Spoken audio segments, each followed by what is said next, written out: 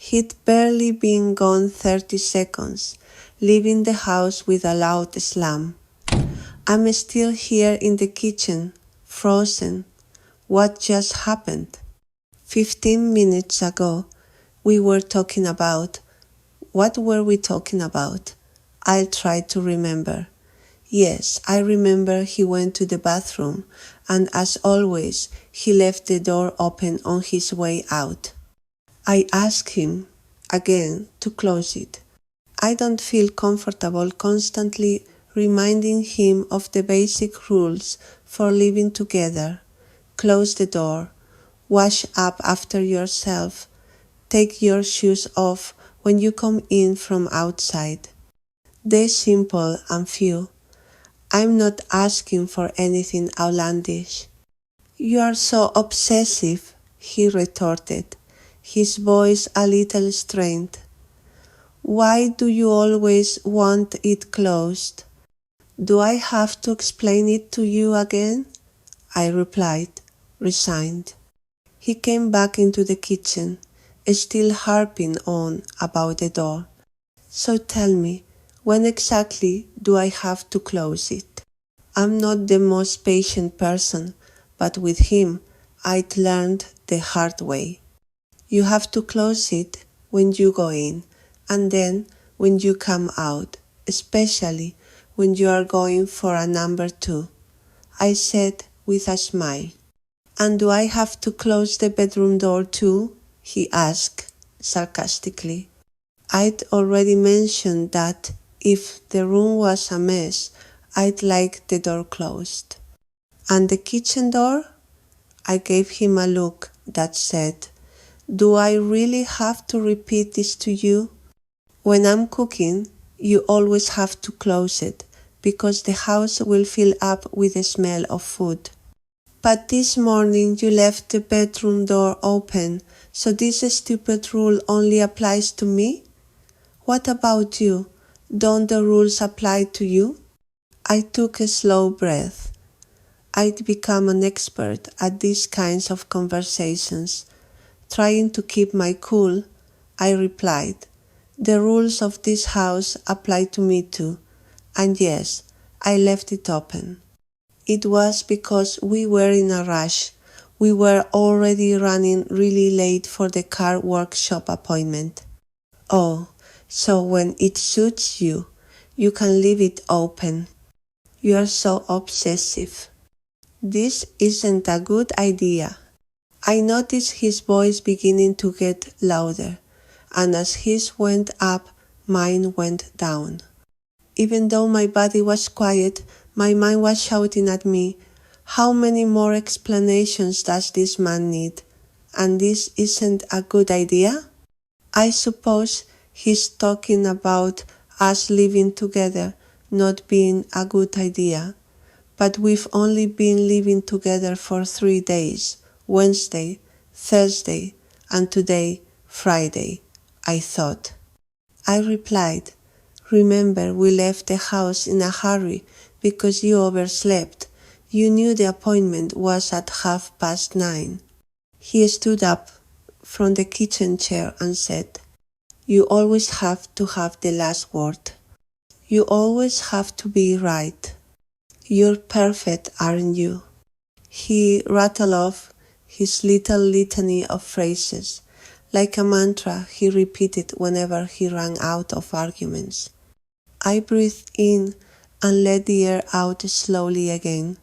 I knew that in the past, these types of conversations had damaged my body and mind, but back then, the person I was talking to was someone else, my ex-husband. Why do I always make the same mistake?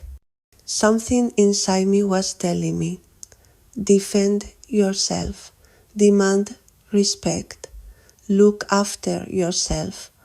All those blogs, books, and YouTube empowerment videos I've watched have to be good for something. And a spark lit something up. Some mechanism kicked in that made me say clearly word for word, no, I'm not perfect. And why do you say it's not a good idea? Are you talking about living together? Are you saying the problem is that I'm asking for too much? I didn't say this was a bad idea, he snapped at me. Yes, you did. You said it was a bad idea. What? Living together? I'm telling you again, I didn't say that. That's a lie. You must have got the wrong end of the stick. You hear what you want to hear.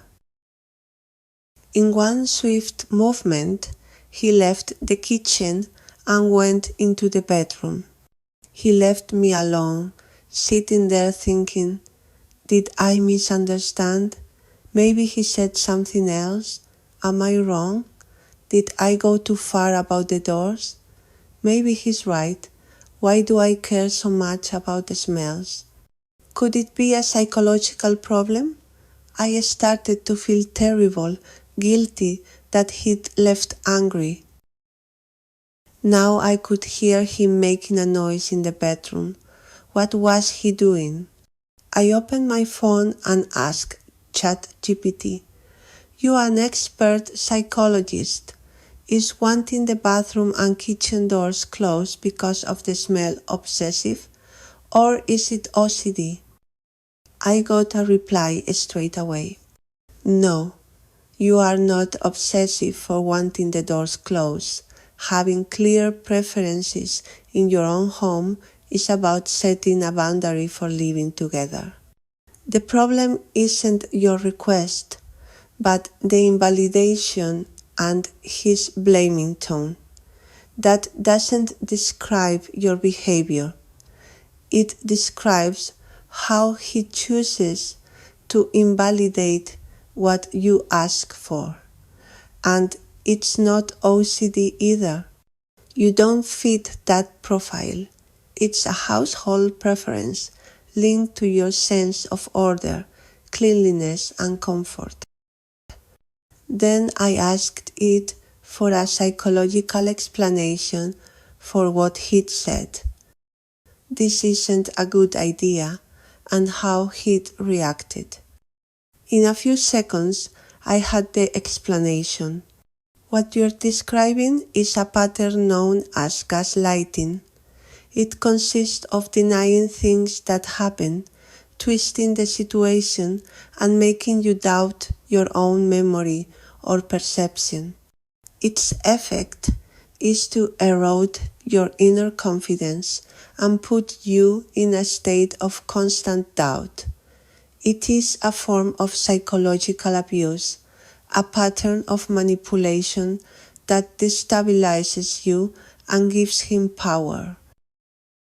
I wasn't looking for a psychological consultation.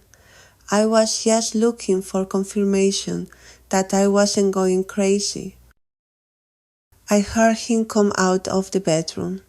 I peered out and saw him in the hallway with his suitcase in his hand. An electric current shot through me from head to toe. Is he leaving? And the guilt and doubt came rushing back, leaping into me like someone jumping from a diving board and hitting the water with a sudden splash. My God, am I too demanding? Maybe I went too far. He's going through a difficult time. I should be more understanding. He looked at me and unleashed an explosion of words that I couldn't quite grasp, all crowding together in his mouth. But his expression of rage, his fiery eyes, and the sheer volume of his voice spoke to me clearly. That same energy that had gone through me before and made me shrink at the sight of his suitcase now gave me the clarity to see that I didn't deserve this. He opened the door and I said, "Close it on your way out." He left with a slam.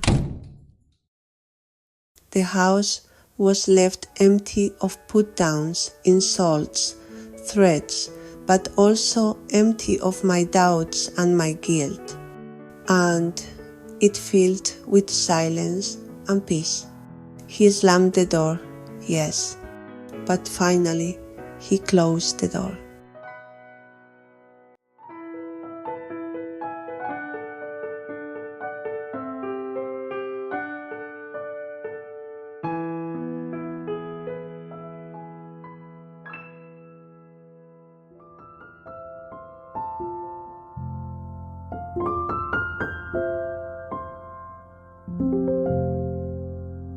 If you enjoyed this story, subscribe to get more like it.